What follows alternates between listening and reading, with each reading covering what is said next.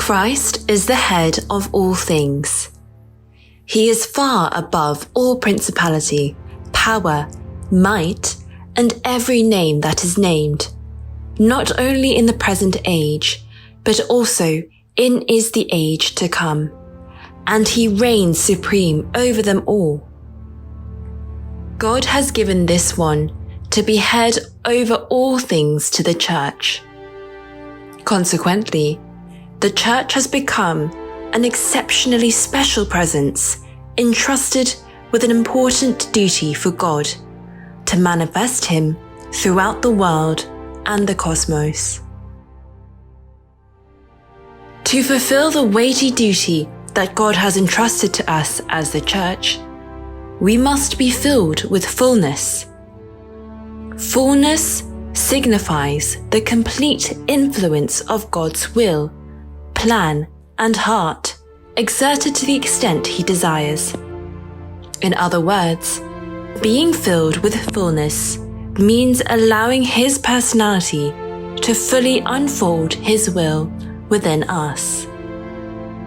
To achieve this state, when God desires to work through us, we should empty our minds and place our trust in God. By doing so, we enable God to carry out his work within us without any limitations. Originally, this fullness should be fulfilled within all things. However, due to opposing powers against God, all things have not yet fully submitted to Christ and remain exposed to destruction, disorder, and falsehood.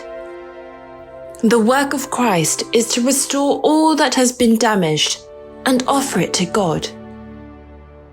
However, before all these tasks are accomplished, God intends to demonstrate that fullness can be realized through the church.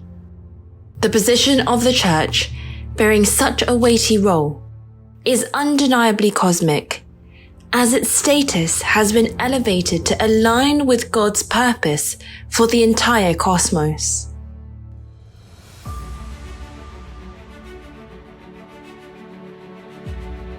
Christ is engaged in the process of filling all things with his fullness.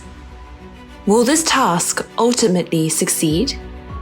Is it truly possible for Christ's fullness to be realized? The Lord has already proclaimed that he will accomplish the fullness of all things within the church. Consequently, we are the only presence capable of confirming his fullness. The Lord holds the belief that the church will carry out this duty. However, the church is not a passive existence, compelled for this task, regardless of its own will. Instead, it is a presence that relies on the Lord and willingly submits with a grateful and joyful heart. This relationship between the Lord and the church has a great resemblance to the relationship between the Father and the Son. Fullness is not merely about filling Christ within us for personal achievement. It is about wholeheartedly offering ourselves to him. Fullness is not about fulfilling our own needs. Instead, it involves surrendering our stubbornness, thoughts, and positions due to the Lord.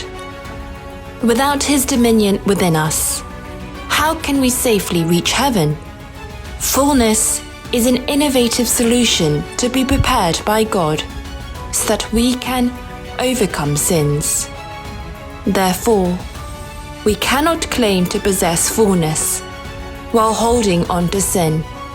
Fullness is unrelated to temporary states of excitement.